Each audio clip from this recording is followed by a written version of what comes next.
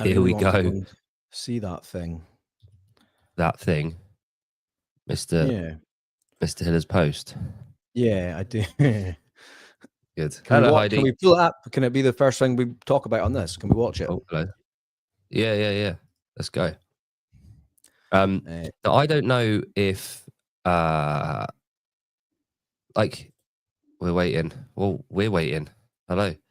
Jon's just bringing something up. So Pat's one of my favorite CrossFitters of all time. And I know he's one of yours. He genuinely is probably my favorite male CrossFitter, apart from Ricky. But if Pat's here, it's going to be Pat. Oh, Pat's here. Pat is here. Pat is my favorite male CrossFitter. Don't tell him what I just said prior to him coming on. Right, let's add Pat to the stage, shall we? Mm-hmm. Let's go for one of these. Are you adding? There we go. There we go. Mr. Hello, Vellner, sir. Hey guys, how you doing? Very well, thank you. Just been for a swim? Yeah, did my wife was on. Well, she is still on call, so I had the boys last night, and then did all the daycare shuffle this morning, and then went to the pool. And now I kind of have nothing else to do for the day. I got you guys for a little while, and then I'll probably do some yard work. Perfect. I saw you talking about your yard work. So have you recently moved into a new house, or is it just seasonal? Is it something that a new project for you? We moved last summer, I guess. Well, we built a new house, so we moved to the area last summer, end of the summer, but the house wasn't done until end of November. We moved in, so we kind of moved in right before winter hit, and we didn't do any of our landscaping. So, we got the inside of the house settled through the winter, and then this spring, summer, fall has been all like finishing the outside of the house, so it's not just a big pile of dirt around the house. So we're pretty much there. We had a couple big projects, like we built a patio. I planted a bunch of trees. Like we laid dirt everywhere and seeded the grass everywhere. And I think we're basically through it. Like the last thing I'm doing right now is I'm still trying to keep these trees and grass going strong before the winter hits. So I'm kind of on top of that daily or every other day. And then I'm digging a trench because we're wiring a sauna in. I think on Monday. So it's like we have it, and we've had it for a little while. It's been sitting there. We got it on a pad, like it's set up, but we just haven't connected it because, a couple reasons. We had 2 projects we needed an electrician to help with, and one of them was like a ceiling fan we have a screened-in porch. And anyways, that we're waiting on a part that was somehow lost and then back ordered and whatever. So we figured we're going to get this electrician to come in just one time. So we were trying to just wait for this part to come in before we did it. So the sauna's been there for like a month and a half, probably just waiting to get wired. So I finally got my act together and got the electrician coming in next week and got the fan built and got the trench dug. And so it'll be good. It'll be ready for the fall when it starts to get cold. It's like just starting to get chilly through the nights here, but the days are still, like I think today's still 20 degrees. It's nice out. So, but it'll be good. It'll be good to have that stuff for the winter and be ready for cozy season. So is that Fahrenheit or Celsius? Sorry, is that Fahrenheit or Celsius? Celsius. Okay. Okay. That would be cold in Fahrenheit. We understand you then. Yeah. We speak the same language. So you said I didn't qualify it because I thought you guys would get it, but yeah. Thank you. Yeah. So have you getting an infrared one, or when you say wiring it up? No, it's we have an electric heater for it. Right. It's just like a stone sauna. Yeah. Amazing. So it's just like a wet sauna. Did you have one before at your old house? No, we didn't. So we didn't have any. I had an ice bath there, so I have that sitting kind of under the porch, and then there's like stones to walk out to the sauna. Kind of sits in the trees because we live in we basically live in a forest, so we have the sauna kind of set out in the trees, and it's nice. The back end is like a big dome window, So you just have a big dome window out into the trees. It's nice in there. It's relaxing. So I've gone and sat in it a couple of times. My 4-year-old likes to go sit in it. So it's, there's nothing in it right now. Like, it's just, if it's a hot day, it'll be hot in there, but it smells like nice new wood, and it's nice. You sit in there and you stare out into the forest. It'll be nice when it's set up. Oh, and when it's winter, it'll look really nice too. It'll be like, because we get big winter here. So it'll be really nice to sit in there. It'll be cool. How old are you now, Pat? So excuse the straight question. 35. 35, right? Okay, so yeah, you're officially a masters athlete, because it's the simple stuff, isn't it, that starts to become really really pleasurable. Like, especially when you got young kids, everything's just a lot more basic, Yeah, and I always like a project. Like, I feel like it's sometimes my downfall, but it's nice to have something to do that's not training. I think one thing I've struggled with a bit this last year is I stopped working for a bit with this move. Excuse me, but because I was working in clinic as a chiropractor up until we moved, and then you have to change licenses. You pay a different college. Like, there's a couple hoops to jump through. And when I moved, I think we were like right before the games last year. And then it was like, then it's Rogue. And then there was a bunch of stuff that we were going to be traveling in the back half of the year. And we were staying at my in-laws house. We weren't in our house yet. And we had our new baby was like, he'd have been 6 months old, maybe not even. So we we're kind of like, it's not the best time. Like, I think, for one thing, starting a new job and then saying, hey, I'm going to be gone, a week every month. That sort of is just a shitty thing to do. So I was like, oh, well, we'll at least get into the house. And then maybe after Christmas, like in the new year, we'll try to see if I can get started, and I'll license we border 2 provinces, so I could decide sort of where I want to work.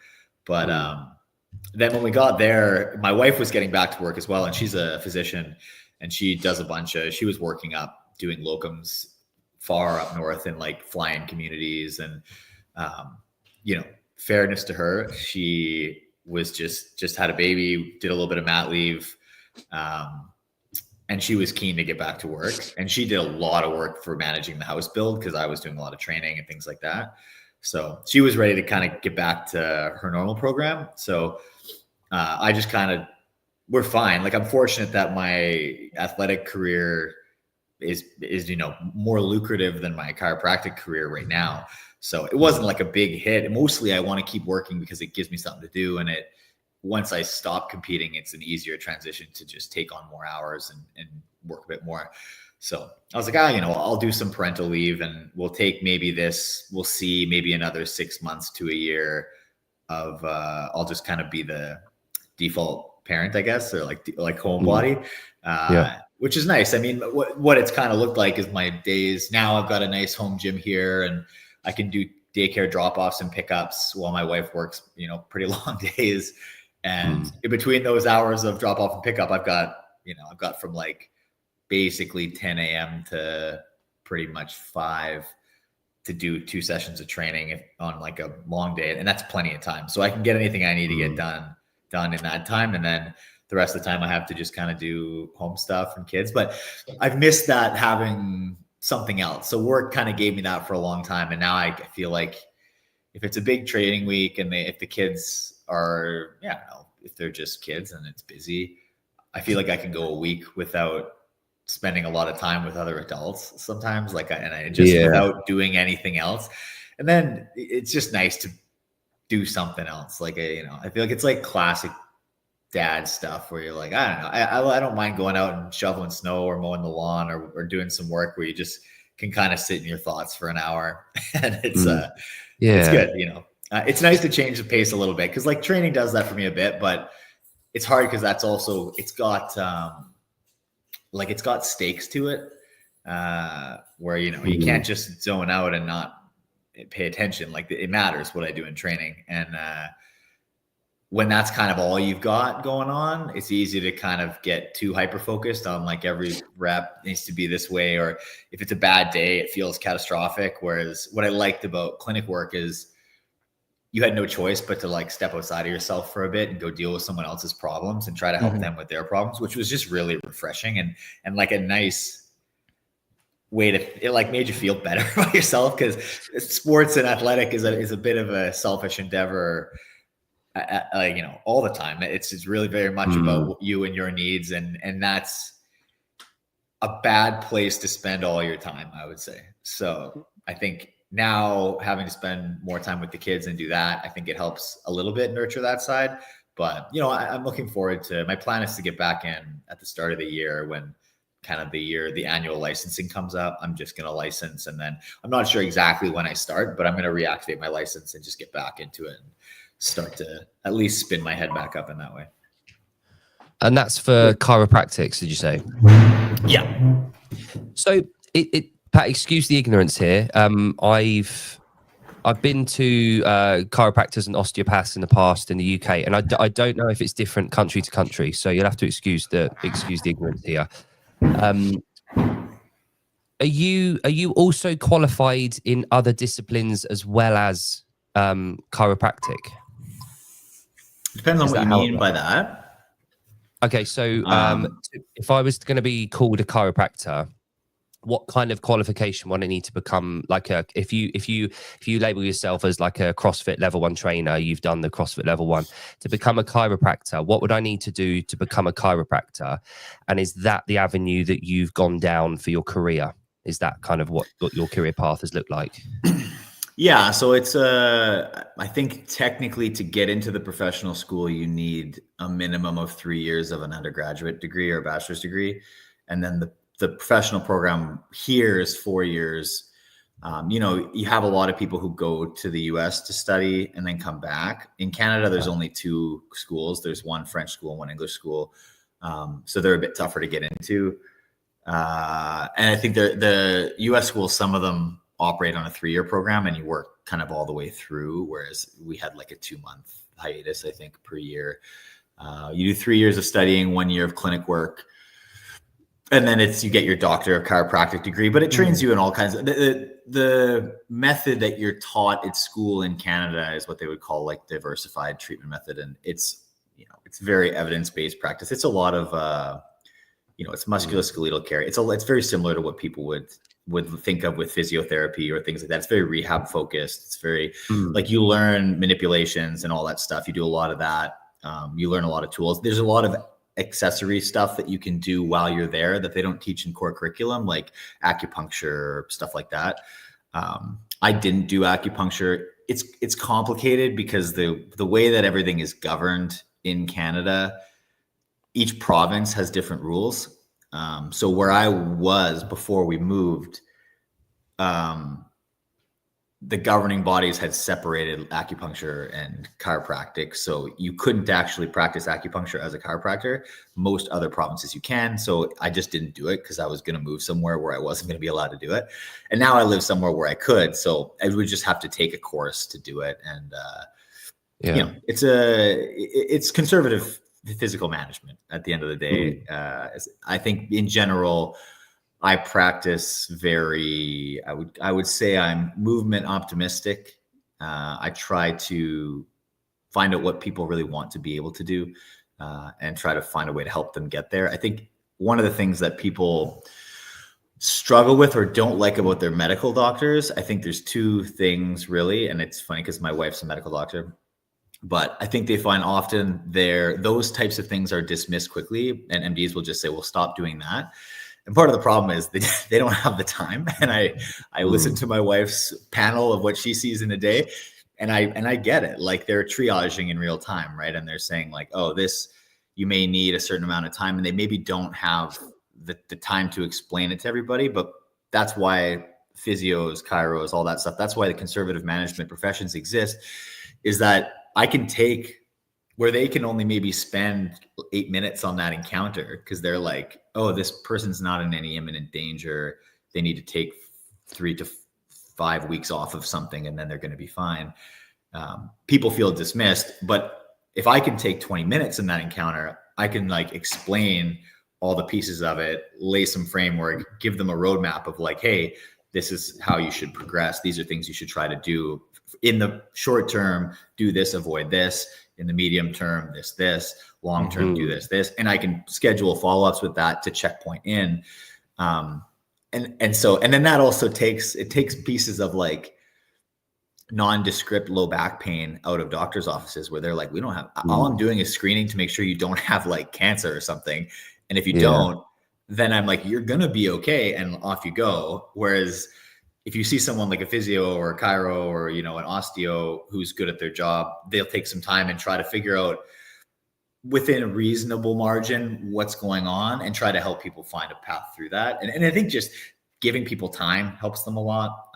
That feeling like, oh, this practitioner listened to what I had to say.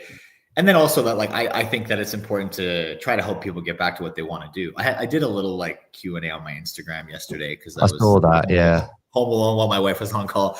But there was somebody asked about that, about like, how do I convince I forget what it was, my like therapist that like CrossFit's not bad for my body. And I'm like, well, like certain parts of it might be, or the way you're doing certain things might be, like, I don't know. Are you like 60 with a elbow replacement? Like there's versions of this where it's like, there's nuance to it. Right. And I think it's appropriate to have the conversation, but the reality of it is like, exercise is good. And I think probably your therapist would agree to that. And if they don't, I would say find a new one, but not like the best exercise is the one you're going to do. So when I'm talking to someone who's like, hey, I really love to cross country ski and I got this whatever problem,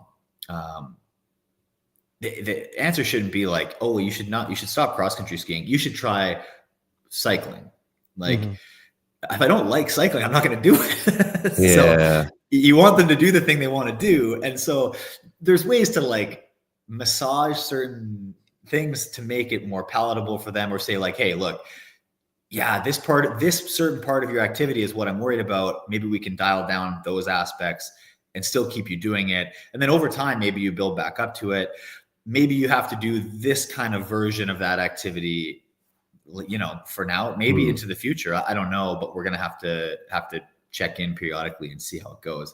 But like, do me a favor. And in the meantime, do this version of it. We'll check in, we'll progress, we'll do whatever. Because that's the thing. To me, it's always been like, simplicity is good. And if you make people work too hard to do the activity they want, or like, oh, you need to go to the gym and here's these 12 exercises you should be doing every day, nobody's going to do it.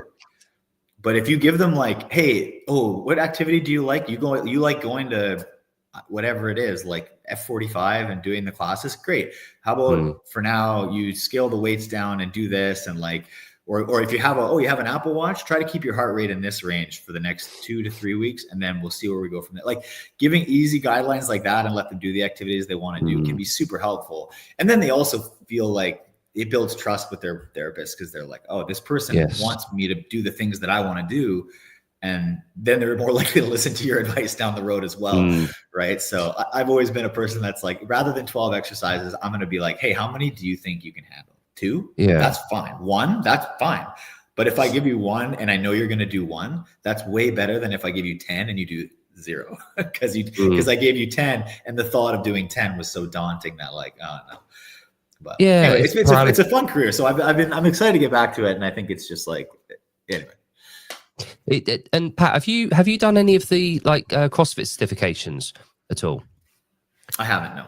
No, because the way that you're explaining how you would prescribe and the way that you would kind of scale down and scale parallel and adjust for different kind of, you know, limitations and physical capacities, it's very much in line, obviously, with what we preach as trainers at the box, at the affiliates, as coaches.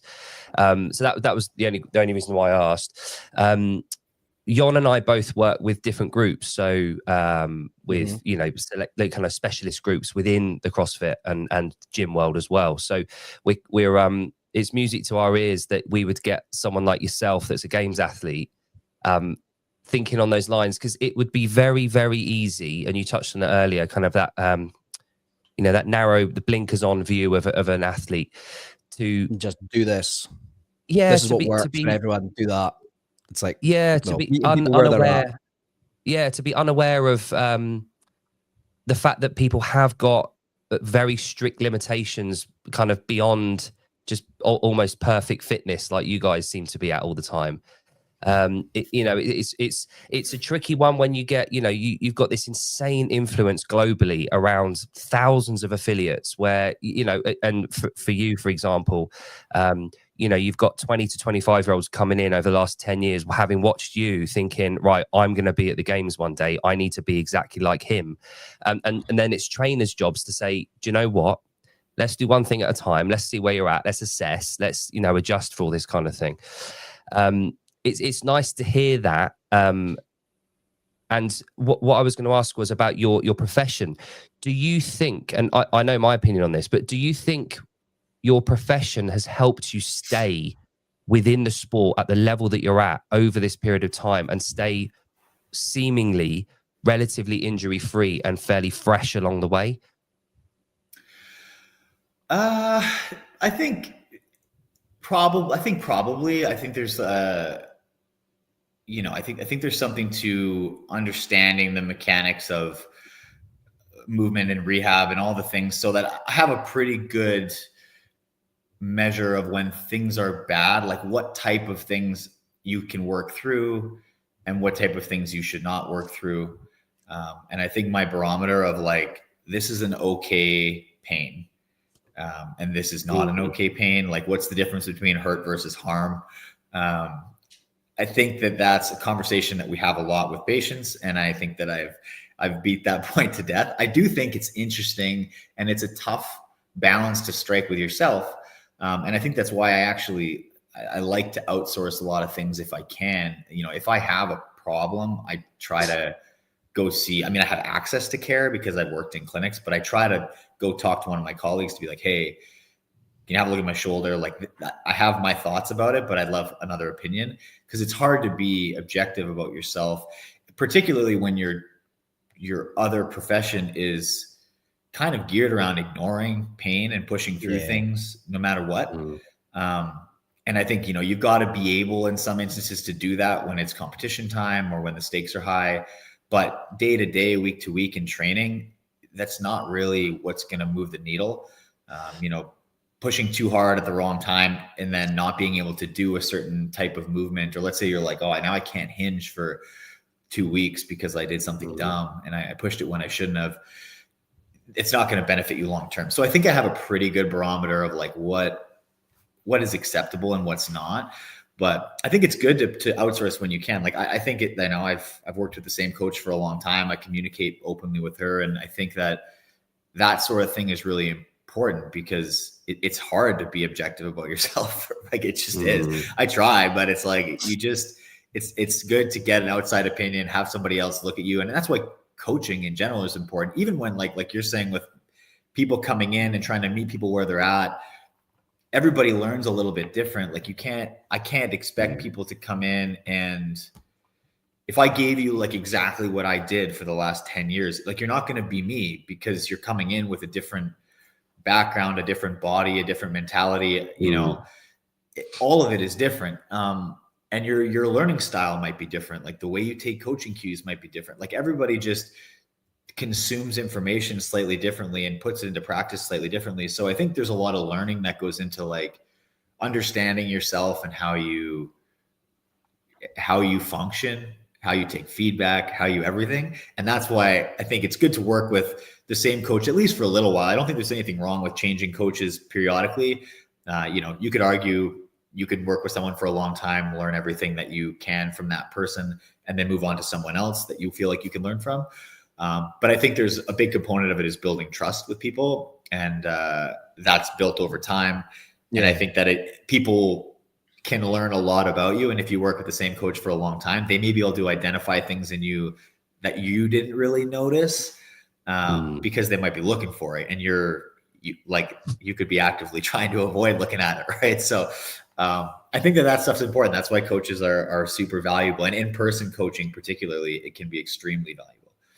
Well, John and I are actually going to Coaches Congress this weekend in London, and Rich and the Mayhem crew will go in, and there's loads of industry leaders that are coming over to kind of give chats and seminars and lectures and roundtables, and we're going to watch a rugby match. South Africa, Argentina are playing, and there's like 700 people going. And the whole purpose of this is to get together as many coaches as we can and just chat about processes, about systems, about how to apply our knowledge, and being open to the idea. And this is building on your point, open to the idea that potentially we need to develop ourselves. We're not just dogmatic and stagnant in what we're preaching and what we're saying.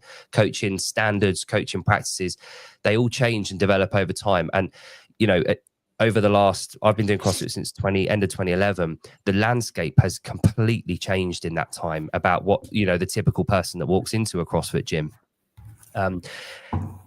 We've had to address the fact that we're not all fire breathers. We're not all the David Goggins type, like Heidi said in the comments. We're not all that elite mindset.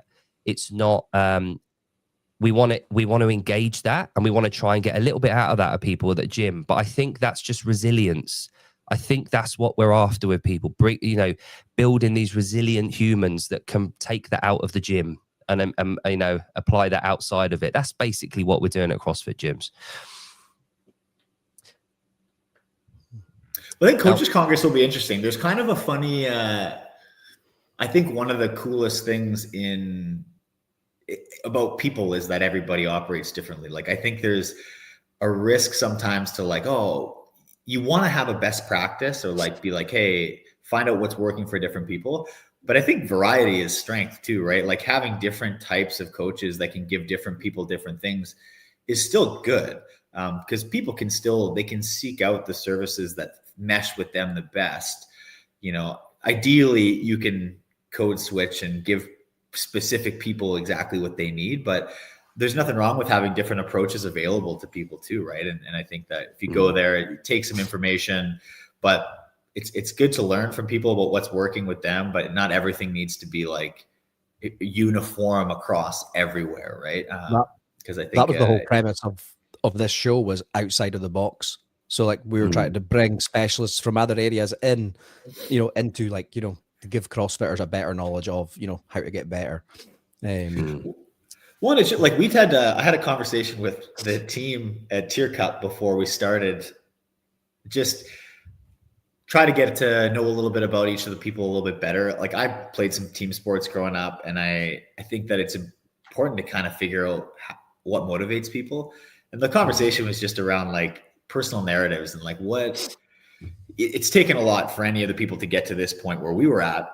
And like, we all got there with a different path. And I think it's important to like identify that. And depending on the stories you tell yourself to motivate yourself, you need something different to light your fire. And like, if I look at someone like Jason Hopper, I'm not going to talk to Emma Lawson the same way I talk to Jason, because it doesn't work.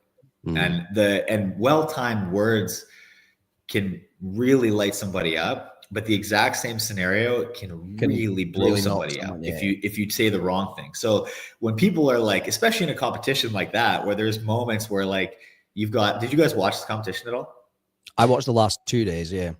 Okay. Yeah. So you watch a moment like Lawson on the Echo bike in the last like bit there, you're on a razor's edge. Like somebody saying the right or the wrong thing could just like, it can power you through to the finish, or it can totally shut you down. So we just like had a bit of that conversation about like, what is it that, you know, you tell yourself to drive yourself day in, day out? Like, what are these stories? Because, you know, I think personal narratives are important and they can be very strong. And if we can harness that a little bit, I think it's super helpful to just know about each other. Like, what do I need to know about you? Like when we're standing at the start line, if I see you struggling, or if you see me struggling, like what can we do to lift each other up the most effective way possible? It's like your coach knowing how to speak to you, or like so Jake, we have multiple different people that we see on a week-to-week basis. I treat not everybody differently, but everybody's got their own motivations. Everyone's got their own why, and it's like you treat people where they're at, you know, their individual, like, you know, personalities, and it's to get the best out of them. So I can imagine it's the same when you're on a team as well. Yeah. And it's funny. It's like not traditional, like fire breather. Like, I don't know. There's just like, there's a way to get that smoke out of people, but some people are motivated like in like a softer version that still can get them to work super hard, but it's like, you don't need to yell at people, that person, or you don't need to whatever. It's like, it's interesting. I find that interpersonal side of like coaching and things like that is really interesting, and it's maybe undervalued, but it's a two-way street though. I had a few years where I owned an affiliate from about 2015 to the end of 2020. I had a gap of where it would just got a real lonely time where you have to train on your own most days. You're too tired to train in the classes. When you're not at the gym, you're knackered and you have to train separately. Over the last few years, I've really loved being at someone else's affiliate where I can be coach and I can train with the people that I coach in the class. And I think being able to be part of that squad that trains and training alongside your people that you coach, they get to know what makes you tick and how you train and what gets you. And at the tier, when you guys are spurring each other on, and you said about Emma on the bike, that's a two-way street then, because she knows that you're working to see how well she responds and what makes her tick, but it works the other way around. She gets to learn how you tick and how to get you motivated, even though you are obviously years ahead of her in experience. We can all do that. And the comment that I've just seen at the bottom pop up was where I was coming with this. The Open at the affiliate level provides exactly that opportunity for the gyms. It's exactly the same opportunity. We're in lanes next to each other. We're doing the workouts with each other over the course of 3 weeks, and we get that same opportunity to work as a team, even though you're not technically working as a team. We get that available. It's that opportunity for us to experience that feeling at that level, which is a really cool moment in the calendar year for us at the affiliates. I think for most people, like, you said before about how there's like, there's a caliber of athlete who's trying to push it and trying to elevate their level, or looking at elite fitness and watching the games and things like that. But it's a pretty small portion of the community. I think that largely there's like most of classes are filled with people who are trying to get a workout in. They're coming in for a big social component, get a hard workout in an hour, get on with their day.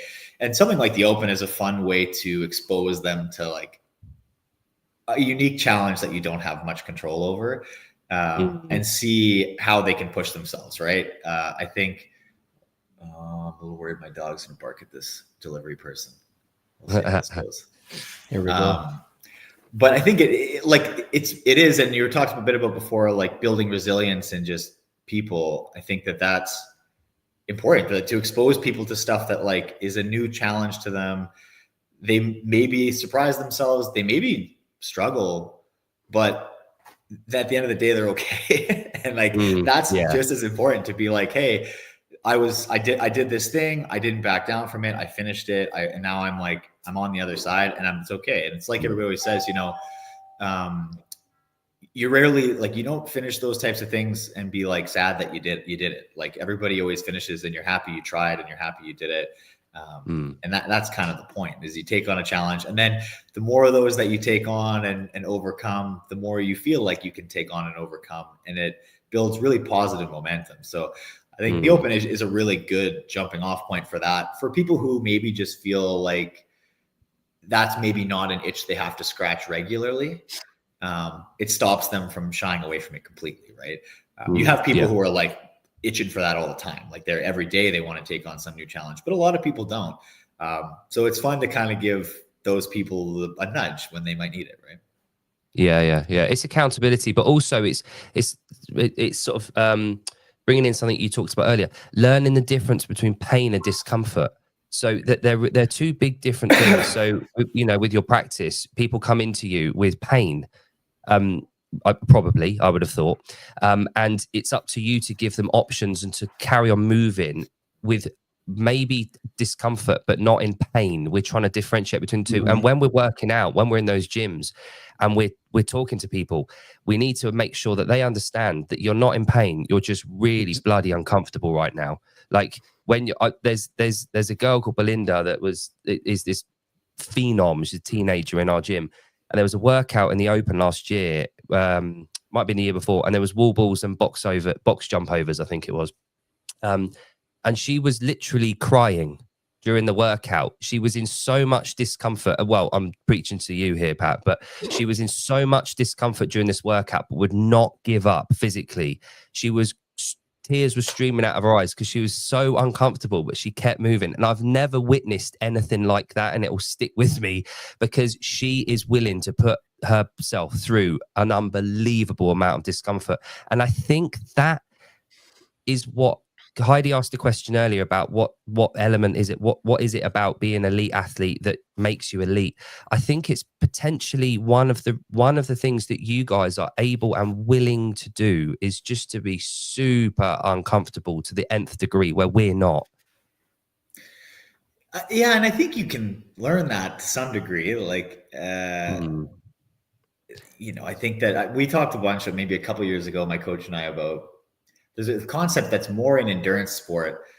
And my coach got super into endurance sport in the last bunch of years. And she's just like, it's all about like how you feel about how you feel. It is going to be uncomfortable, but like, how do you feel about that discomfort? And when I was in gymnastics years ago, my coach just talked about that in a different way. But when it came to just like the aggressive amount of stretching and stuff like that you had to do, it's like, yeah, man, like when you're training over splits and like positions that are, it is uncomfortable, but like what's more uncomfortable is if you fight against it. And then if you can kind of in some way relax your head around like, hey, it's uncomfortable, but that's okay. Your breathing relaxes a little bit. Your body tolerates it a little bit better. It's just like, it's going to be uncomfortable and then it's going to be done. There is something to it for sure. But I love, like, to your point, that like the average person maybe just doesn't really know the difference. Like I have for sure in clinic dealt with people that have come in to see me saying, oh, you know, like I got this pain in both my legs. And you go through a history and you do a bunch of stuff and you're like, you know what? Your legs, I think you have leg soreness. Like you went on, like you did like a hike, whatever. You haven't done this in a long time. You're like, you read through all this stuff and you're like, you have DOMS, like you have delayed onset muscle soreness. It's like, there's nothing wrong with that. That's good. That's like your muscles adapting to things. But they're just so unfamiliar with it because they just haven't been living that lifestyle, say for a number of years or whatever, or maybe never. And so learning that, like, oh, not all like pain is bad. It's like, this is okay. Like, this is a good thing. and rewiring people's heads around like, oh, this is okay. It's not only okay, it's good. Like, this is something that you should be trying to do. This type of discomfort, like, isn't that bad. And it can sound like a twisted, you should be like hunting for that discomfort. Like it's not that, but I think once you wrap your head around and can differentiate kind of between different sorts of discomfort, it truly does feel different. And it's not like, I can definitely label the difference between like when my knee does something I don't want it to do. And I'm like, yeah, that was bad pain.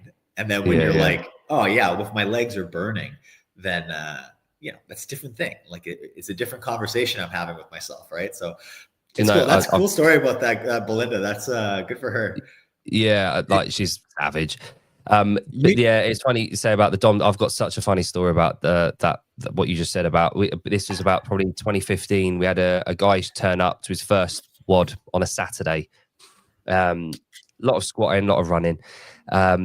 We didn't see him. We were a bit worried by the Wednesday, and we checked in with him. And he came in on the Thursday morning with an invoice, and it was a cost for the work he hadn't done on the Monday, Tuesday, Wednesday. And we were like, well, what's that got to do with us? And he said, well, I had to go to the doctors yesterday, and they've diagnosed me with a syndrome from having done the workout. We were like, blimey, what's this? And he wanted to charge us about £800 for the fact that he had this thing called DOMS that his GP had labelled him with, that he wanted to invoice us. So he stuck with it, and he's still doing CrossFit to this day. He's like, 10 years on, he's still going. But it do you guys laugh about it now at least? Oh, Matt, we laughed at the time. We laughed in his face. We're just like, mate, we're not. You've got DOMS, like we all get that from every week. So yeah. We're not giving you a penny, but yeah, he stuck with it. I can't stay home from work with DOMS. I have some good, over the years when I was in clinic, I would always, my one of my like problems in my personality is I try to like maximize things like to just like kind of a stupid degree sometimes. So I would like travel to compete, and then my Mondays are normally my rest days, and I would work a full clinic day on Mondays because I wouldn't train. So I would try to like red eye flights home from competition so I could be in clinic on Monday and not have to miss a clinic day. And I'd like show up on Mondays after competing at like big competitions for like 3-4 days and just beat up, right? Like not only competing a bunch, then taking like a bad flight home, and then showing up in clinic, just like my back's a mess, my legs are a mess, your whole body just hurts. And then I come in and I get to listen to other people complain about MSK complaints, which is like musculoskeletal problems. Like, and a lot of times it could be stuff like that. Like someone low back pain from, they're an electrician. They spent a couple of days working on a bad project where they were kind of twisted in a bad spot. It's like, yeah, just like this muscle's super tight. Like, man, me too. And I got to like lean over the table and massage their back. And I want to be like, hey buddy, like, how about we flip? You give me a couple passes here. I'll show you what to do. It's always so funny to feel like, I'm like, hey, I hear you. When I get people that are like, yeah, man, I got to like just back soreness, like coming in for regular visits. And I'm like, yeah, man, me too. Like, let's go. I'll commiserate with you. But it is funny. So speaking of sore, am I right in saying you've got a High Rocks tomorrow? I think I said it wrong on my right story. I think it's my wife is tomorrow evening, and then I'm Saturday evening. The women's doubles go Friday night, and then the men's are Saturday night. Awesome. So is that have you prepped any differently for that, or are you simply going into it with your training as usual? I haven't really, honestly. Between like our last competition in Mesa and then the Tier Cup, I haven't done much. I just got back to training like yesterday, 2 days ago. But I'm going to kind of use it as a training tool. The other thing is my partner's not like an elite male competitor. He's a guy from our gym, decent runner. I feel like my wife was talking about doing it. Our gym was talking about sending a bunch of people to do it. There's a bunch of people interested, maybe like 10 to 12. And they're like, oh, we'll send a whole crew. We got to drive to Toronto. So it's like a 5-6 hour drive. And we're going to go there for like the weekend, basically. And it's like, oh, it'll be fun. We'll get a crew from the gym to go. We'll spend the weekend. It'll be a riot. So my wife was going to go, and she like asked, I think politely, to be like, do you want to come? And I said like, yeah, I'll come do it. Like for sure. Like, and I said like, do you want to do the mixed doubles with my wife? And she was like, absolutely not. Like I'm not doing mixed doubles. And I was like, well, I don't have to like drive you into the ground or like whatever. The way it works, the stations, like I could do more of the work and whatever. And she just said, no, I'm going to go with a friend of mine from the gym. And she said, I'll ask around and see if anybody wants to be your partner. And so only one guy put his hand up. So he's my guy for this. And there's a group of, I think we have 3 or 4 teams doing the pro men's doubles. So, we'll see. Like I haven't been doing a crazy amount of running recently. I've got a little bit in, but it'll be good practice for just some good pace running. And then I might have to help out a little more on the stations. How good is your partner's running? I think he's a decent runner. To be honest, I don't know. I haven't been running with him.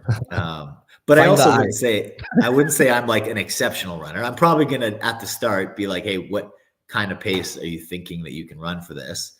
And then, we'll see what that is. Like if it's something that's fine for me, then I'm say great. If he says something that he's like, oh, I'm going to run like a 3:45, and I'm going to be like, yeah, I'll be slowing us up on the run.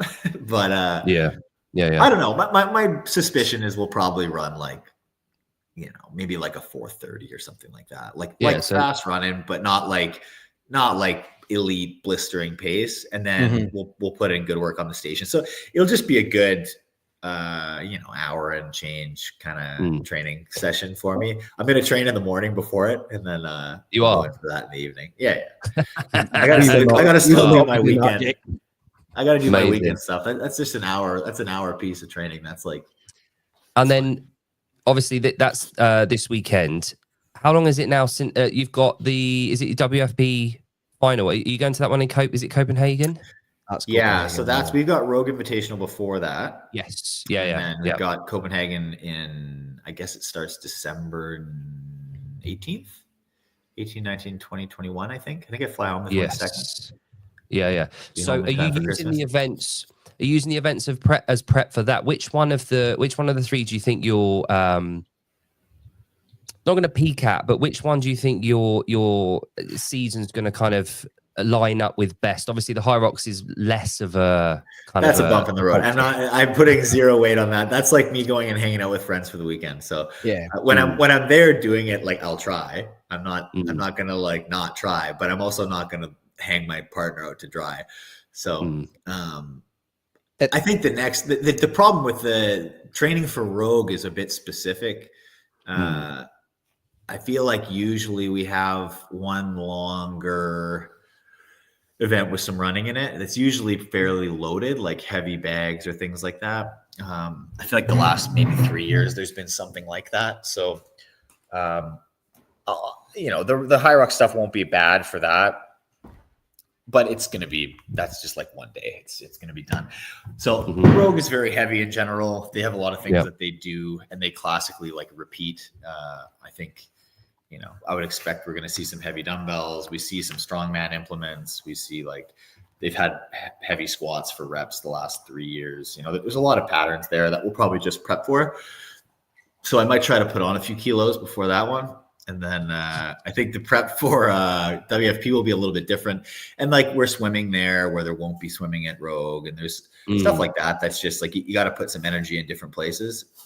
Yeah, I could probably stand to gain 2 or 3 kilos before Rogue and then shed them again before WFP. But I think really like the training is fitness. Like I think the base, that stuff will be really good. I do think you've got to get your nervous system ready for some heavier load probably at Rogue than in Copenhagen. So it's fun. It means that like you can be more targeted and specific. It kind of makes the training more fun when you feel like it's like, oh, this chunk is for this. And I know exactly what it's for.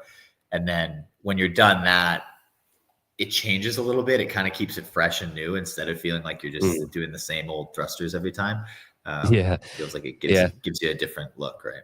Do you typically use any new implements leading up to things like Rogue with the strongman kind of element?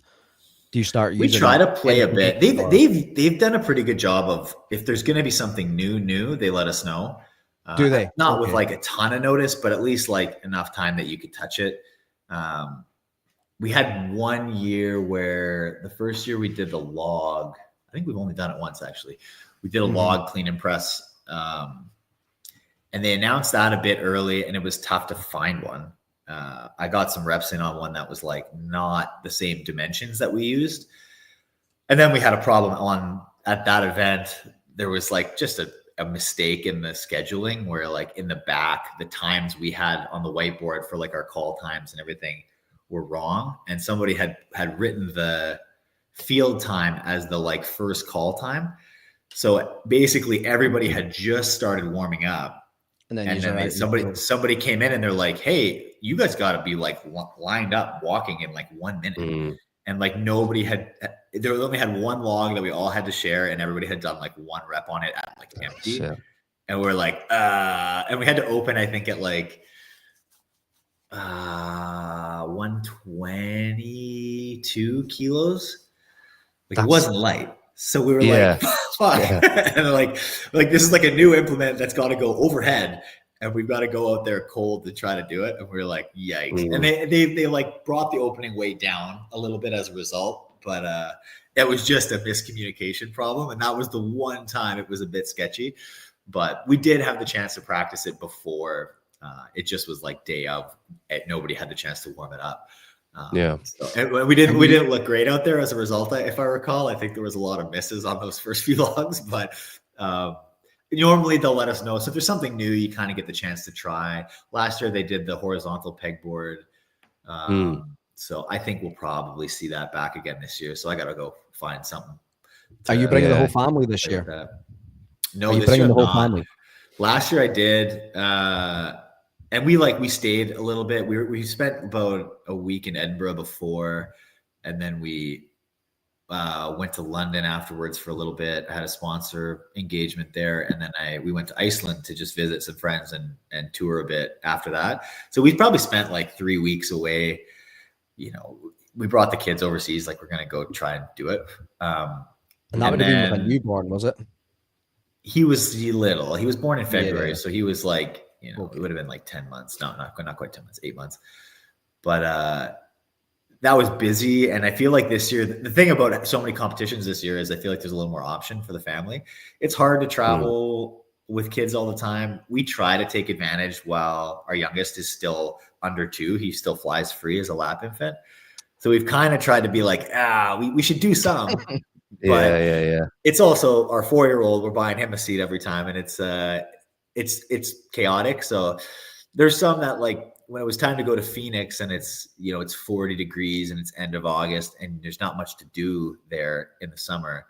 My wife's like, go have fun, like go there, come straight back. But like, we're not flying the kids to Phoenix so I can go stand in 40-degree heat with 2 kids. Yeah. All of whom are also redheads. She's like, absolutely not. This is no place for us. However, then California is the next one. And she's like, hey, we could come to California. Which is a little bit more appealing. And then at the end of the day, ended up being also kind of a fiasco because our youngest was super sick. But we're picking and choosing a little bit. So this year they're not doing Aberdeen, but they are going to. My wife's going to come to Copenhagen, and actually her parents are going to take the kids for that one. So nice. That's kind of weird. We toyed with the idea of staying and doing Christmas there, but we just figured like we'll come home and we'll do Christmas at home, and it'll be a nice like reset, get cozy, settle in, and just kind of do the holidays here. So her parents are taking the kids for a week. We get to do a little bit of travel without the kids for a week, which is also going to be nice. And then we'll hurry back, and hope there's no like holiday delays in the airports flying back. Knock on wood. I'll let you go, Jake, if you want. So I was going to ask Pat. So obviously you're going back to practice soon. You've got a couple of competitions, including Rogue. Well, High Rocks first. Then you've got the Rogue, and then you've got the WFP finals towards the end of the year. I want to ask you about kind of like the last year. Obviously, the games was missed. Did you feel any different about your year, your kind of year of training, and how it all felt kind of aligned throughout the year? Do you feel any different because of that this year? Do you felt like you missed out at all? No, not really, to be honest. I think it's funny to see how game centric the focus in the space is. And I'm not saying that that's wrong in any way, but it's funny to see, like, I chose not to do the game season this year. And like, people were like, I thought you retired. And it's like, I've competed like 6 times this year. Yeah. Like I'm like, that's more than like anybody ever competed prior to this year. Prior to WFP existing, that would be like the most anybody would ever compete in a year. And so it's like funny that you can not do one event and everybody's just like, oh, this person is irrelevant. And then I like did well at WFP at the second stop. We did Tier Cup, and I feel like I was in shape, and people are like, oh yeah, that guy exists. It's like, it's just funny. Like, I feel like that is interesting. I think it was the only thing I feel like I missed out on is like socially, it's a bit of a miss out. Like I don't see where I live. I don't see or spend any time with any other athletes ever. And I don't travel to go to like training camps or have fun, to go hang out and do media, because I have 2 kids and I have a life that just doesn't really have space for that anymore. So, that's just my reality now. There was a time where I did more of that. Still always a little less because I was in school or working, but I think that those are my opportunities to see some of my peer group. That's like, in some ways, I think that the other athletes that I compete against kind of know you better than even just like my friends here, just because we've lived a very similar life in a lot of ways. So I think that it's always fun to kind of catch up with that group. So, when you see all your friends hanging out at a party without you, you're kind of like, like, I don't miss the competition. I just like, I miss being in the back and hanging out with everybody. Like, I miss the corral. Like, that's what I actually wanted to do. The events are just, you have to also do that while you're there.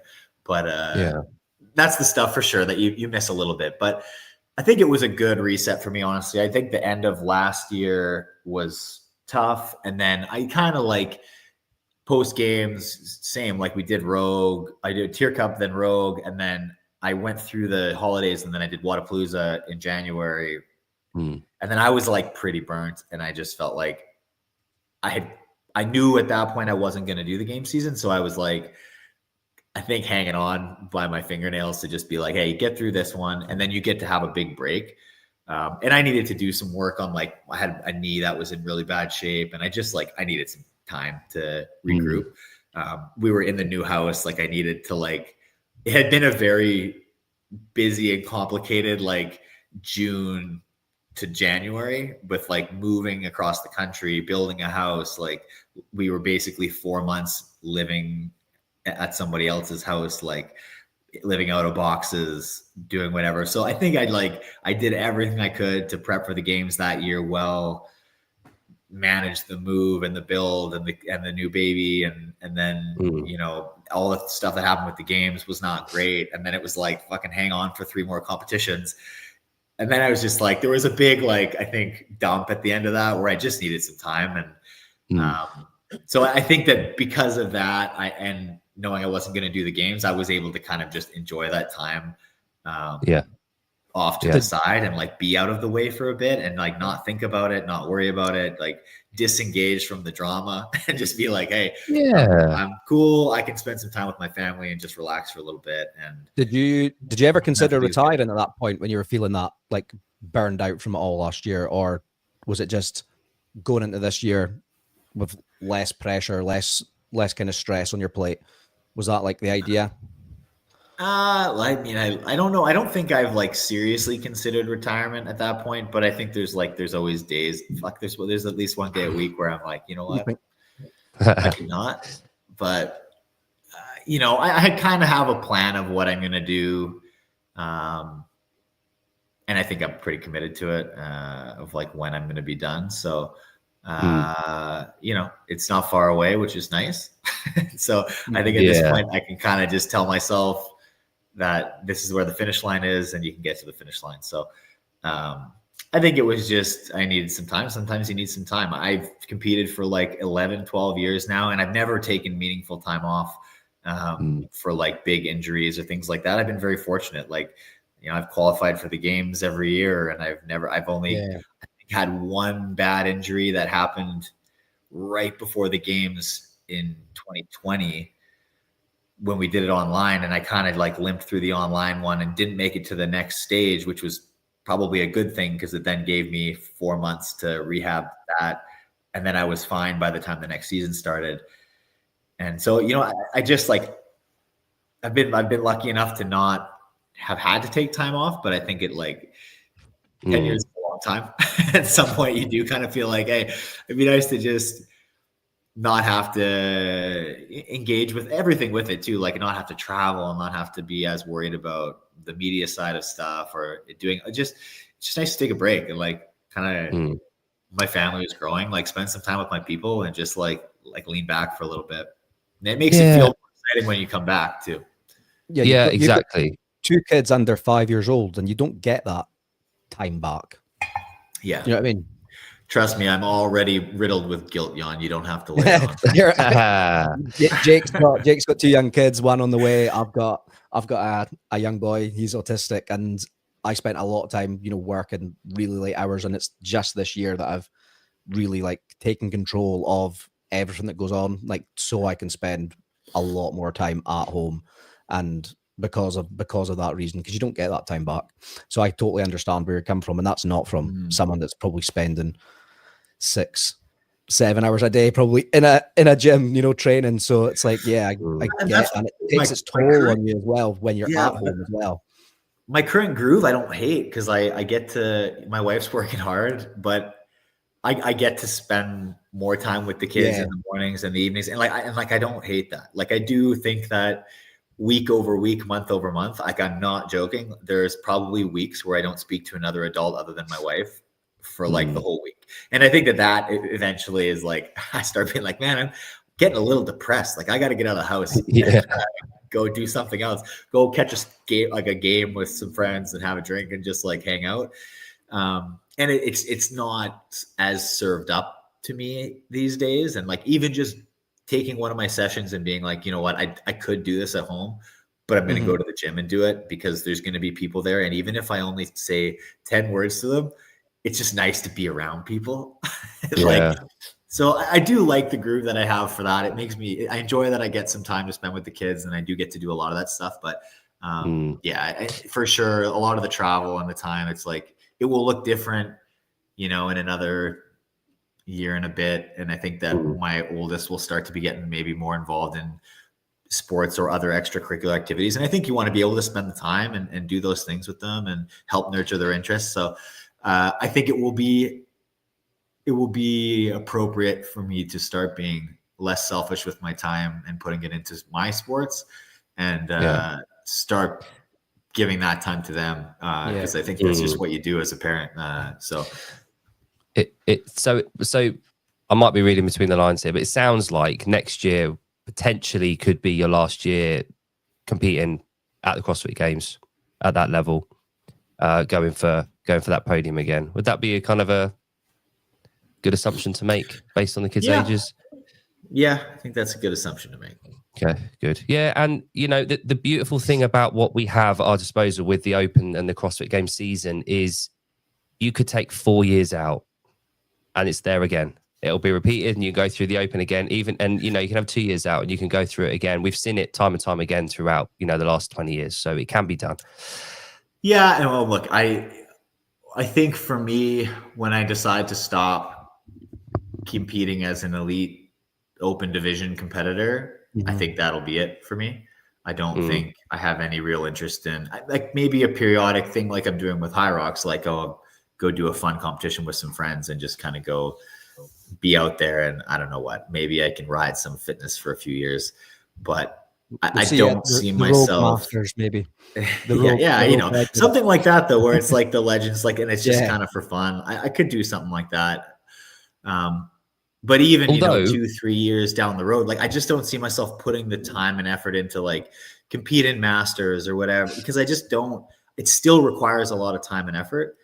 And I think like all due respect to the people who do compete in the masters division, that's what I'm saying. It still takes time and effort to do it. Yeah. And so I just wouldn't want to, I think that when my time is done, it's done, and it's time to put that time into something else. Like building up my other profession, spending time with the kids, building up their interests. Like it's just, I'm totally okay with my time being done in terms of like my time investment and selfishly putting it where I want all the time. So I just think like, and it would be a very difficult conversation with my wife to be like, hey, I'm going to do 2 years of masters.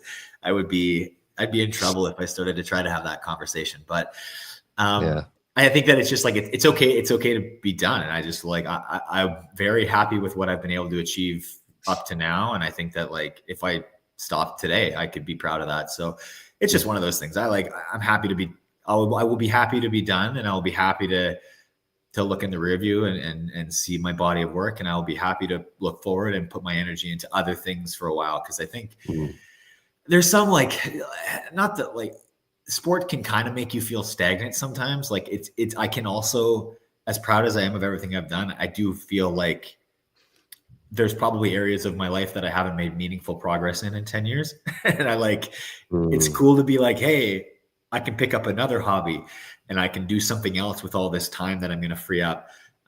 Or you can, you know, do other things. Like, I think it's okay to not be one dimensional. And I think it'll be nice for me to foster something else. Absolutely. And I think elite athletes by their very definition are task orientated. So you see it with ex-military people when they come out of the army, they have to bury themselves with a new project. It's task orientation. And when we don't see that, that's when we start to see, you know, issues arising. I married an elite athlete. She retired, and it's taken her, 13 years to get to a place where she's happy and she's got this task. But you see it that they're a different breed. And for us as normal folk, we cannot fathom the punishment that you guys put your body through, and in other sports it's the same thing, but with CrossFit it's very, very different. We've got all modalities of fitness and training being ticked day in, day out at the highest level. So we can only assume that you must be moving away from this thing that you've loved and dedicated your whole life for a damn good reason.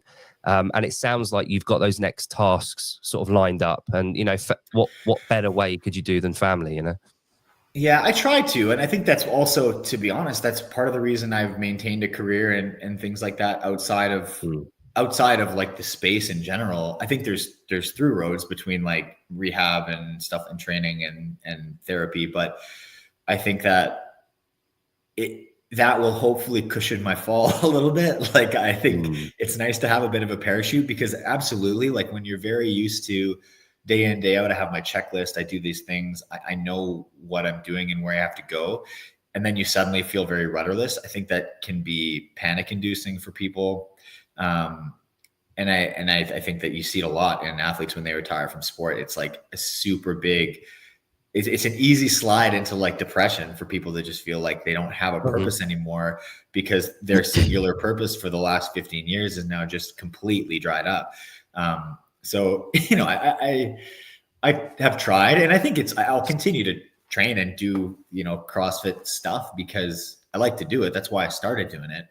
But I think it will be an interesting shift of, and I like to think I will be content enough to, when I'm done, be like, I don't know, I'm not worried about burying myself or like winning the class workout. Like I want to go to the gym like how my wife goes to the gym, to be like, she's going to hang out with people and be social and get a workout in at the same time. And I would like to do that. Cause right now, like when I go to the gym, even and work out around people, like I feel like some people sometimes don't even want to talk to me because they don't want to interrupt. And it's like, you look like you're really focused. Like I don't want to mess up what's going on here, which is like hard. And I get that. And I think that they see the work I put in and then the outcomes of that work. And they're like, I don't want to stand in the way of any progress there. But I'm like excited for a time when that doesn't have to be the case. And it's like, no, like I can just go, I can deviate from the plan whenever I want, because it doesn't matter. There is no plan anymore. Like, oh, I'll hop in on what you're doing. That sounds fun.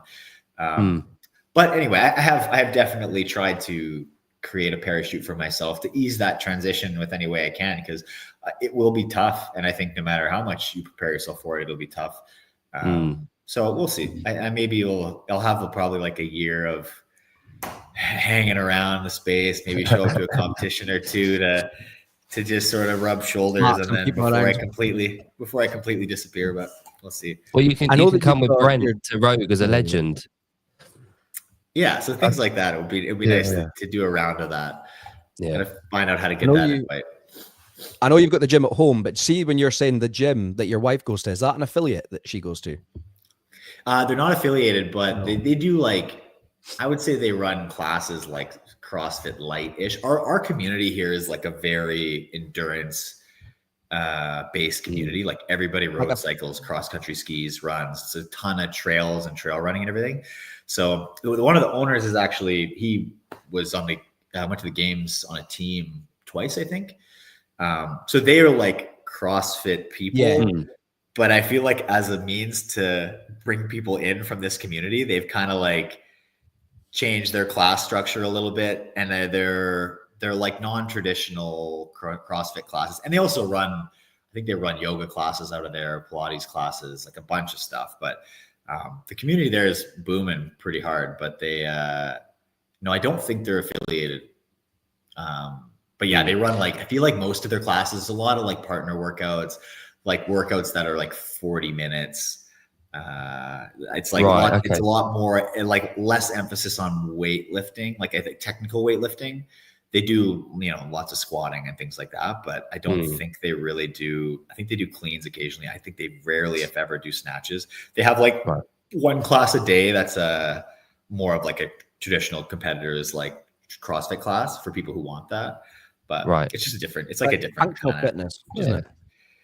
Yeah, like they're doing all kinds of mixed modality stuff, and but I know that initially that was kind of the thing, is they're like, how do we bring all the people from the community here and then maybe slowly massage them into like, hey, well, what about a dumbbell snatch? How we feel about that? Like slowly like integrate and introduce different movements, and then push the needle farther in a different direction, and just slowly expose people to things that they're maybe less comfortable with. Yeah, like we know CrossFit works for everybody, but it's not right for everybody in that moment. I think the only people get so dogmatic about it needs to all be CrossFit, with all they're doing is closing the door to certain people. Because if you get people to go to a High Rocks affiliate or like a gym like your wife goes to, eventually they're going to get exposed to more and more, and they might go to a CrossFit affiliate like that. But if you're so dogmatic about it and, you know, just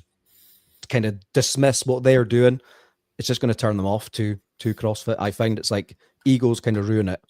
Where and that's like same thing I was saying about like rehab stuff. It's just like what they've done there is they're like, what do people in this area really like to do? Okay, they like to do these things. How can we integrate that a bunch? Like, okay, well, we're going to do longer style workouts, slowly integrate other more complex movements, but have the foundation be like mostly enduro sport. Like they have tons of ergs, like every workout's got skiing or biking or whatever. And they get people in like that. They get them a good long sweat workout most of the days. Like they'd probably be, most of their classes would be about like most gyms would consider like their endurance class or their like boot camp class, like that kind of style. But it's good. They get people through, and they run pretty big classes, and everybody seems to really love it. So I think when I usually go is there's no classes from 1 to 4:30. So I train in the afternoons there most of the time. And then, do you ever go to a class? I've done a couple, usually with my wife on like a holiday kind of time. I've gone a couple times, like post competition, just go in and, you know, partner with her for something, and it's fun. So like that, I've done it a few times. It just always depends. I have a hard time. I'm pretty big, like X's and O's guy. And I have a really hard time,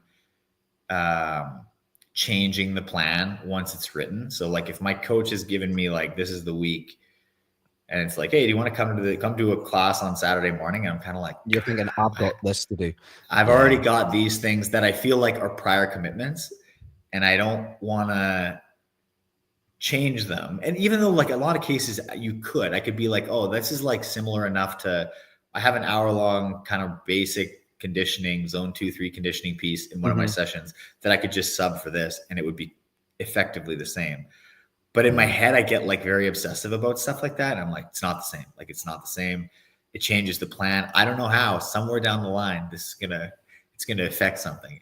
And I think that's like a little bit of OCD, and probably to some degree that type of thinking is what's like allowed me to be so consistent and so good, I guess, with my training over a long time. Is like I generally don't compromise. I do what I'm supposed to do every time, every day for 10 years. And so I think that is annoying, as particularly to my wife, and probably annoying to my coach, because I sometimes am like texting her, like to just be like, hey, trying to understand exactly how this is written and what the intention is, when sometimes maybe the intention isn't like that granular. But I can't help it. That's just how I think. So it is what it is. Well, it's clearly worked. But yeah, I was going to say, it's like, it's hard. It's so hard though, right? Because then you start to justify it that way. You're like, oh, well, no, but it worked because I did it like this, which might not be the case. And yeah, it's how you get caught in the vortex. But anyway, I don't have enough years left to start changing things now. So I'll have to do. Yeah. Well, Pat, we've had you on for way over what you promised us. So I want to say a massive thank you. I really appreciate your time. We're going to be in Rogue, Jon and I, walking around with cameras and whatnot. So we'd really love to grab you for 5 minutes when you're there, if we spot you. If you spot us, sorry. Yeah. And we'll have a chat then. If you spot us, we'll be waving at you, trying to get your attention at some point. But but no, look forward to seeing you at the events coming up soon as well. Good luck with your High Rocks on Saturday. We're doing a pro double in a few weeks' time. Yeah, I doubt we'll try and catch your time, but I doubt we'll be getting there. And we'll see. We'll see what Brad's bringing to the table. I don't even know. So. And also, obviously, look forward to watching you through the game season coming up. Obviously, starting in February with the Open. So I look forward to that. And if it does end up being your final year, I'm really looking forward to being there, because Jon and I are both hoping to go to the games this year and be there as well. So we're looking forward to next year. So really appreciate you coming on. I hope you get your sauna sorted, because that's one thing that I really want as well. So you'd have to let us know how that goes. But yeah, really appreciate your time, and looking forward to seeing you soon, Pat. It's my pleasure, guys. I'll see you soon. See you in Aberdeen, man. Thank you, Pat. See you soon. Cheers, Pat. Bye-bye. Ooh. Big stretch. Yeah, buddy. Right, where the fuck is Sag on these nuts, you fucking idiot? I like Pat. I like Take my jumper off now. Fucking hell. Oh. Guys, we don't care about most of the drama. No, one thing. That's not this show. Is Doug and these nuts is clearly someone that shows up 5 minutes late for class, doesn't do as prescribed, doesn't do the warm up, the coach, and doesn't do the warm up. Clearly, that's what they like. No patience, no stamina. Just wants everything on demand. If I didn't know and speak to Grant regularly, I'd think it was Grant. Yeah, it wasn't Grant. I know it's not Grant. Yeah, all good though. Do you know what? It's for anyone that hasn't tuned into this channel before, you're not blocked. But when you say stupid shit, you don't pull it up. Yeah. I actually hid the comments for a little while. People were commenting and saying that I was getting lower in my seat, and I was like sitting, and I could feel myself going down, and then I would stop myself from going down, and then this cushion does not like to stay where it is. I've moved my desk chair because it's too squeaky, and I've brought in another chair, and I find the cushion slips down on it, and I could feel myself. And then Caleb was like, "Why is like Jon's almost out the fucking frame?" And then Bill was like, "Jon's getting closer to the edge of his seat." I was like, "Fuck, I need to sit up." Yeah, your head was at like the top of the H at the start. yeah, that's what I realized, because I wasn't looking at us. I was like just like looking at Pat. I wasn't looking at myself. That's a good sales tactic. Just reveal your logo over the course of the thing. But yeah, it's but going back to Pat, I mean, he's a dad of two. He's been entertaining us falling off things for the best part of a decade. Bill, I haven't had a monster already. Have you had a monster? I've had that was a coffee. C4. So I haven't had a monster. I put my coffee in a pink cup to pretend it was a pink monster. But yeah. Well, what do you think about? Well, he didn't say it was nothing to do with his protest. I don't have any opinion. It's up to him what he does. But who's asked him? Yesterday was like the first podcast, apart from he went on. Was he on Boys Interrupted at one point? No, he wasn't. Was he? Or was he? Yeah. I can't remember. But cheers, Heidi. We did good not talking over each other. There was a kind of things that I was going to interject in, but Pat, like Chase, you ask him something and then he can talk for 10 minutes. Which is awesome. But then you've got a follow-up question, but then he moves past that point and it's like 7 minutes ago, and you can't be like, oh, by the way, when you said this 10 minutes ago, I had this question asked. So I need to get better at interrupting. But yeah, sorry, going back to this, right? Who asked him? Who asked him? Everyone just assumed that's why he took the year off. And even if he did take it off for that, it's up to him. Thing is, so what? That's what I'm saying now. If he did, doesn't bother me. Sean, if you took a holiday and you said, I'm taking a holiday because we're going to Spain, and then you actually went to Mexico, that wouldn't be any of my problem. Like, it wouldn't bother me at all. Look, people make decisions, and I said this on a show the other day. you slap labels on people about opinions and decisions they made, and just because they're in the public eye, just because they're in the public eye, it doesn't mean that you get to lambast them and fucking crucify them constantly forever. Because in our space, a lot of the viewership is conservative or, you know, on the right side of stuff. And the issue here is that when you start labeling people and persistently not letting them have an avenue out and not letting them free up from that and move away from their opinion and who they are, you sound exactly like a leftist woke person that you dislike.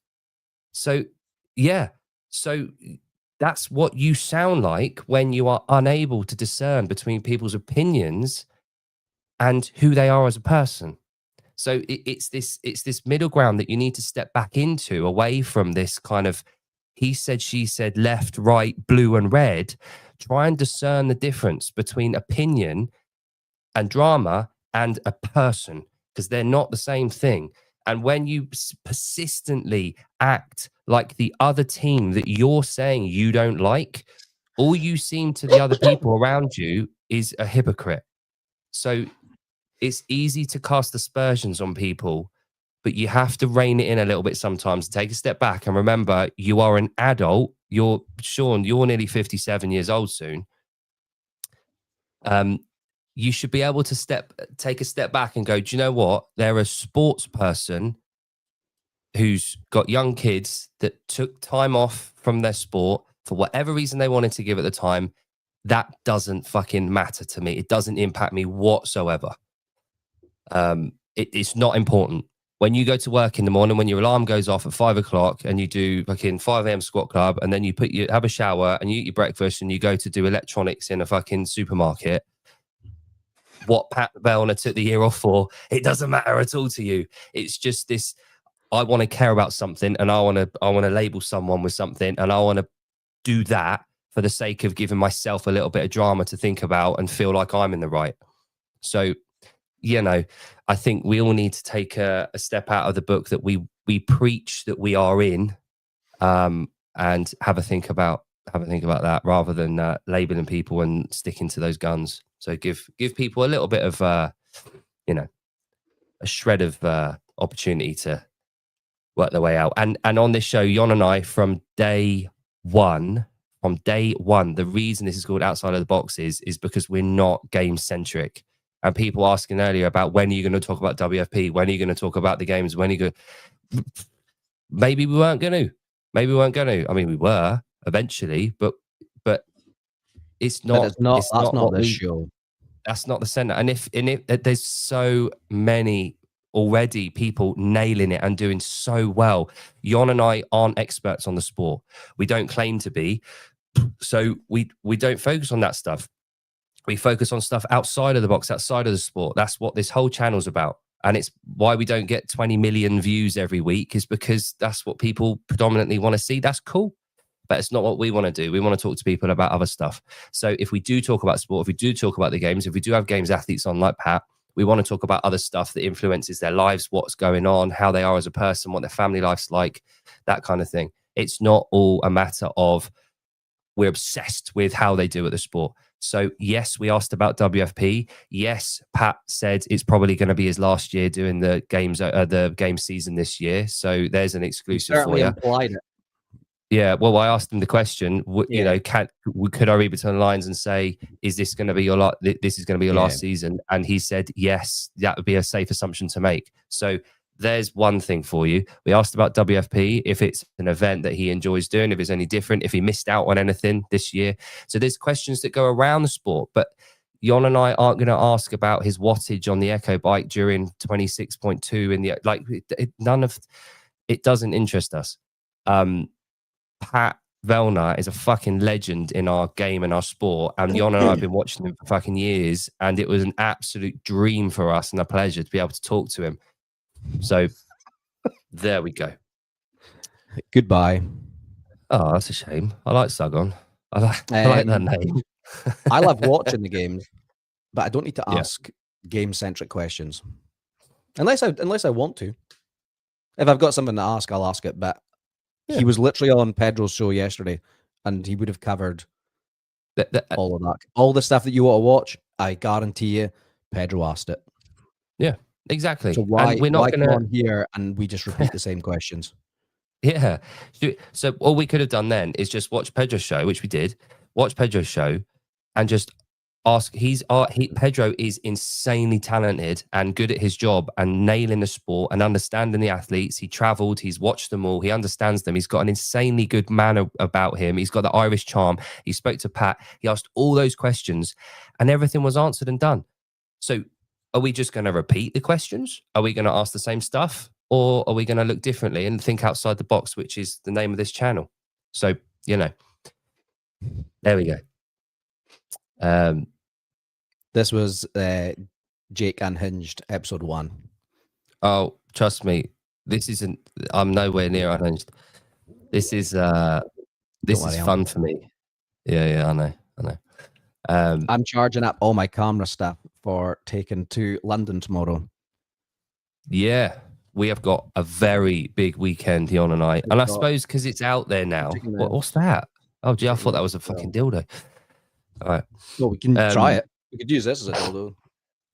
I'll bring my one as well then. There we go. Take this, and we'll take the gimbal as well. Yeah, we're going to have an awesome weekend. So Jon and I, it's been sort of put out there now in the space on Instagram.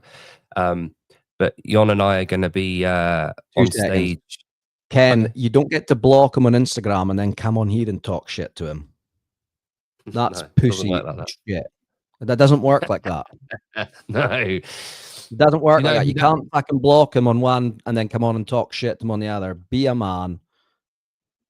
You know who does that kind of behavior, don't you? That's not liberal behavior. That's what liberals do. That's lefty. That's the shit that you post in your story slagging off every day. That's you. You're not like that. You're not like better that. than that, Ken. Come on. Yeah, go on. Sorry. Yeah. So we are going to have a stage each. So Coaches Congress is going to be some insanely talented, knowledgeable people there. And Jon and I are going to be emceeing, introducing people, speaking to people, learning, absorbing all weekend. And I've promised Facundo a hug. So I'm not. We can have a three-way hug if you want, Jon. Are you going to join me? I'd like my own one, but yeah, I'll join in. Okay, cool. Good. I've never had a three-way before. If you and Facundo are my first threesome, that'll be great. And I'll film it. Yeah, good. On the GoPro, yeah. So this weekend is the Coaches Congress and oops. Yeah. Did you hear that? No. So Sean, Facundo and Rich are traveling together and they're on stage doing a Q&A together on, hang on, I'll show you because I've got my Jon, they're all laminated, just need to cut them. I should know this by now, shouldn't I? So Rich, world exclusive, I mean this is on the website, but Rich and Facundo are on stage 1 at 2:00 on Sunday. So they're going to be closing off. I'm assuming he's still with me. Closing off the weekend. Traveling together. I need to look at. Yeah, I mean, they're literally on stage. Can we pull up the. Fuck, yeah, we forgot I can bring it up. About ring dingers. I was confused by that. I'm sure I'm Do you not know what a ring dinger is? I don't think so. It doesn't spring to my, like when you say it. We follow the ring dinger on Instagram. Here's the ring dinger. So Kevin, no, it's like what's like, is it like £7? It's like £800 a ticket or something, is it? It's a very valuable experience. Velitez are sponsoring it, so each ticket that you bought includes the rugby ticket and a pair of Velitez VIP tickets. Get the rugby. All right, well, we're going to the rugby. Yeah. But yeah, the shoes, you get some goodies. You obviously get access to all the seminars and workouts with Rich. There's a 5K. Do you want to do the ruck on, is it Sunday morning or Saturday morning? I think that's Saturday morning, but you have to sign up online because you have to sign up to get your kit, I think, because they give you the ruck. Yeah. So there's a certain amount of rucks that Go Ruck, and Mac, who we had on the show a few months ago now, he's head of Go Ruck Europe. They're doing a 5K ruck in Twickenham Stadium. So it'll be going up and down the stairwells, up to the top of the stadium and down and shit. That's going to be amazing. Obviously it won't be live. They won't be streaming it. Jon and I are going to take cameras and we'll obviously take some photos and we'll be going, hopefully we need to, tomorrow night when we meet up in the hotel lobby, we've got a meeting at 6 with all the speakers, but after that we'll potentially just jump on and go live and have a chat about it all. But it's going to be such a cool weekend, just loads of like-minded people just wanting to develop and learn and get better. And yeah, there's one in Madrid, hopefully in I think it's April, the Madrid one, which is cool. And then the one after that's Australia. Yeah, for sure. I got the schedule here. Speaking of, like, you know, because it's like it's bringing people from outside of CrossFit together, you know, for that community. Yes. Like Henrik himself's an OPEX guy. Is what? Sorry, he's an OPEX trainer. Yeah. So when it was first established, obviously it was to do with CrossFit and functional fitness, but the idea of Coaches Congress is to get all coaches from sport, strength sports and like boutique gyms and all of those kind of people together, because it's, you know, it's not just about physical, like actual like hands-on coaching. It's about the systems that go with it, about how to advertise your gym, how to work with different speciality group. Two Brain are opening it. So Chris, well, you're opening it. Well, yeah, I'm opening it. At 9 o'clock, I'll be on stage. And the biggest issue I've got is choosing what trousers to wear. Now I've got a pack after this. But yeah, so you got Chris Cooper, you got Christy Novak and Mayhem Team, you got Austin Maliolo, Stam Stacey, Oscar, you got Annie Thor's daughter. So Yoni Boy will be introducing Annie, bringing her up. And then you've got the Rogue Arena. So Rogue has set up a big gym floor space, and you're going to get people from different modalities and training backgrounds doing sessions. So you've got CrossFit UK there. So you'll have Andy, Gareth, Ollie's going to be there. Daniel Chaffee's going to be there. Carl Stebbins going to be there. So we're grabbing a drink with him on Saturday. You've got British Weightlifting there. They're going to be kind of go down the route of how to affiliate with British Weightlifting as a gym. You've got all sorts of stuff. So and Hannah Mitu, who I've spoken to a few times now, spoke to her earlier. She's there about gyms more than a gym, about the social side of it, getting charities involved and that kind of thing. You've got a massive vendor village there. So you've got a huge vendor village all coming from around Europe. But yeah, it's going to be such a cool weekend. And for me, it's such a big opportunity, but it's also where the real CrossFit happens. Like this is where all the real CrossFit people come together and develop the thing that we love. You know, the gym floor, the front line, that's where the real magic happens. So we're going to be surrounded by people from our industry that do that. So that's going to be cool. See, Sean, this might sound, but we've been talking about this. We've been talking about what to wear. I think I've got two options. Well, when I was just going as a guest, I was just going to wear just shorts and just whatever. Shorts, a hoodie, shorts, t-shirt, whatever. And then on Monday, when you phoned me to say that wasn't just going to be sitting with everybody else and I'd be taking people on stage, I was like, oh fuck, now I need to actually think about what I'm taking. Yep. Yeah. So yeah, I got a pack tonight.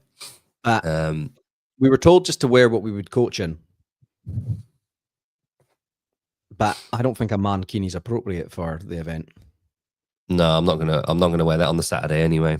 Maybe Saturday night when we go for our meal. But Pat, yeah, no, 13K people is class, but I thought it would be bigger than that for Boston. In Glasgow, Scotland, there were 17,000 finishers last year, and it's Glasgow's got an extra day on in March. They've just announced it. It's like 5 days in March. Well, London, they've got 9 days. Yeah, it's nuts. 9 days back to back. Crazy, isn't it? Mm-hmm. I bought new clothes. Oh, I actually went and got my head scalped yesterday again and got the lines done on my beard, so it was nice. looking all sharp. I cut my hair yesterday.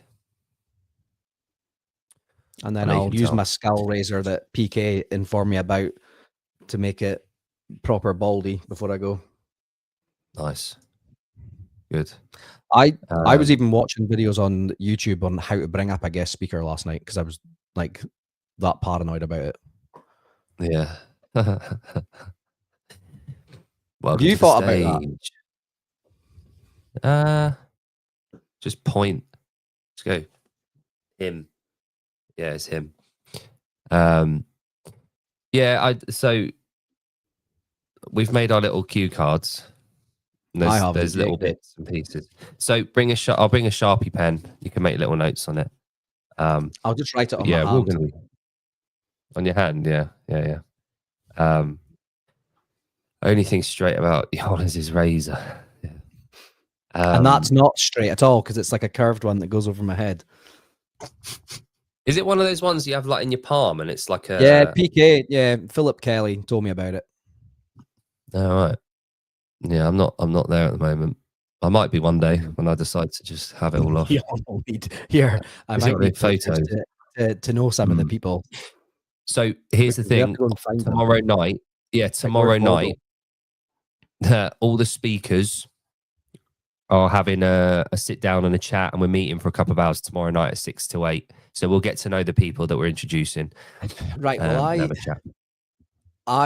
my flight is at 2:30 tomorrow, so I'll get into Gatwick at about 4. Okay. Yeah. Oh, you'll have loads of time then. But yeah, we'll have loads of time. Yeah. My ferry's been moved forward because of the fucking storm. Storm Amy. So my boat in the morning is going to be... You don't happen to drive past Gatwick, do you? Yeah. Well, I'll come and get you. If you want. If not, I'd easily just get a train.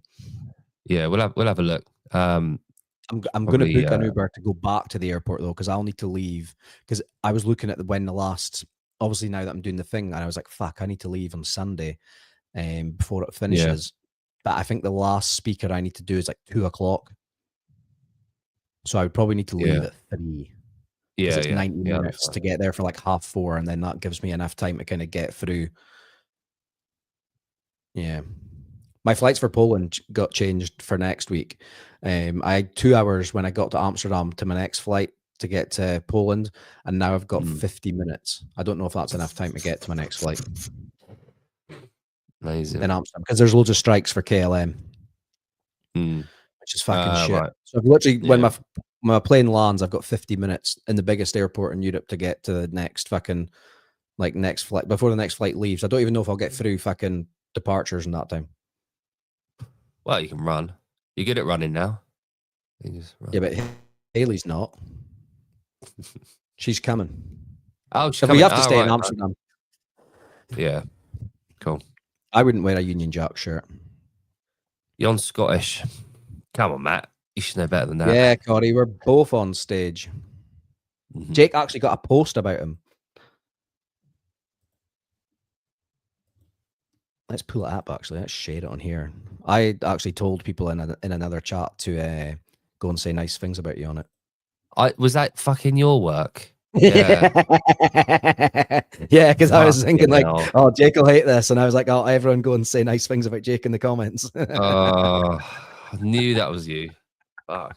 What's up on the Jake saved my cat from a fire. He's a true hero. The legend himself. What a handsome and knowledgeable lad. Give this man the mic. That's great. Cheers, Kate. That's Chuck Norris aspires to be Jake Chapman.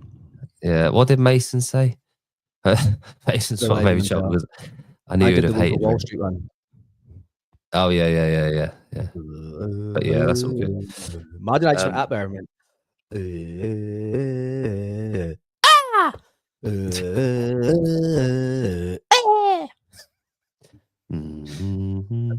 Right, we got to pack and get ready to go, man. I've half packed my bag already. Oh, what? Yeah, I've honestly been freaking out, Merd. I need to pack now.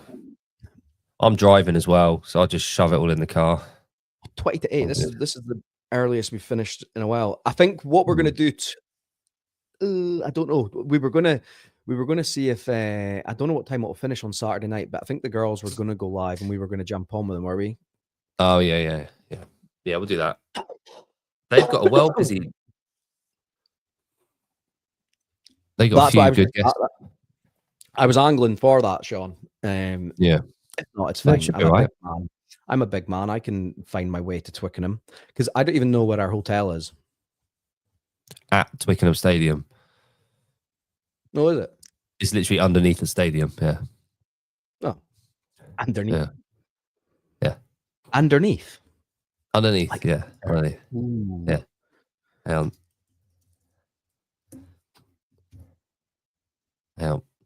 I'll show you the picture, shall I? Where's it there? You better have a sign that says Jon Clark at arrivals. So I'll show you one of the rooms, shall I? This isn't our room. Oh, this isn't our room. Just charging on. Well, I mean, you never know. You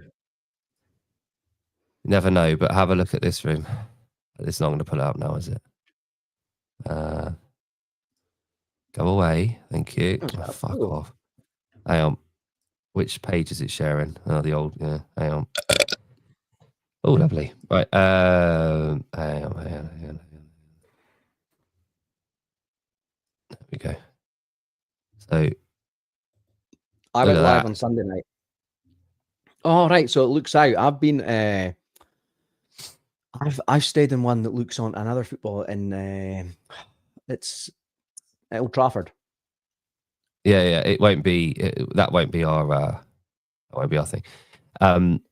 If it is, I'll wake up and I'll watch everybody doing the rack in the morning. That's the stadium. That's the hotel. It's literally built in. Yeah. Oh, here we go. We've got a gym. Sit on a watt bike if you want. Or we can go live from a jacuzzi. Should we do that?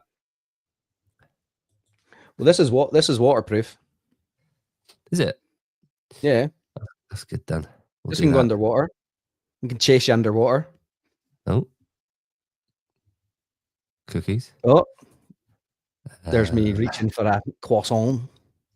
Croissant.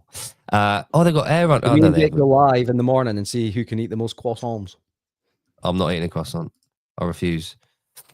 Oh, you hate the French. I don't hate the French. I just hate croissants. The flaky shit goes everywhere. Not if you put it in your mouth on one go. Sideways, yeah. Like Grant, and just roll it up into a ball and just scoff it in. If you don't we will go live from the jacuzzi as long as there's no one else in it. I reckon we could set up the phone, the other side, or my iPad, the other side of the jacuzzi, just looking over, and we can mic up maybe and share a mic. We'll try. This camera is really good. I'm looking forward to using this one more than the gimbal at Rogue. Gimbal. Yeah. I can in here. No women allowed. Real question is, what's the temperature in the hotel room? It'll be whatever we put it on. No idea. I like it cold. Yeah, me too. Cold as you like. Yeah. No pajamas. Yeah. Really as soon as I get to a hotel, I blast the aircon and get that room chilled. Perfect. To make everyone, whoever comes in the room, is nips hard. Mm-hmm. And hogs small. Juana Love, you're probably about half an hour late, I'm afraid, but good question. Do you think I'm Pat? Pardon? Do you want to love? Oh, right, yeah. What one do you think's Pat? Which one of us is Pat? Great question, though. Great question. Half an hour ago, but yeah, thanks for your input. Oh, right, I see. Yeah, we can have you on as a guest. Let's go. Good. Right, I need to go and pack and say goodnight to my kids because I'm not going to see them in the morning. Yeah. Right. Good. All right. Well, thanks for joining us, everyone. Thank you for your questions for Pat and your contributions. It was much appreciated. But yeah, thanks for joining us. And we'll be live from the jacuzzi tomorrow. Can't wait. Before we go, do you think this was fucking Jason Hopper? Yeah, it is. Yeah. Is it actually? Yeah, I think so. Yeah. No, that's cool. Yeah. I think Pat would have probably done something or shared or whatever. Oh, hello. He doesn't fucking... Oh, we've made it. We've officially made it. We're on the barbell spin. Oh, what? Life is good. I hope I wasn't really low down in the chair. You are actually. You're really low in there. Someone go and comment, why is the bald guy so low down in his chair?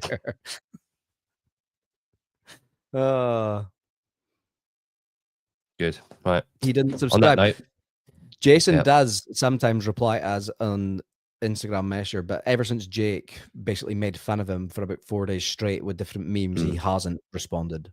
I harassed him for a little bit, but it was all, Hunter. I do the same to Hunter. Hunter loves it. No, he doesn't. He fucking gives me abuse anytime I'm in his live fucking show now. Yeah, he hates it. Right. Because he knows I'm on that page, but he thinks you're the best show. Yeah, but he doesn't know it's me. No, that's what I'm saying, yeah. But he knows it's me because he goes on rants saying he's not going to come on my shitty podcast. Yeah, good. Yeah. Okay, anyway, see you later, guys. Yeah. Ciao for now. Yeah, exactly, Sean. Breaking news. Do you want to love Pat? Love you more. Still, that must be a ball.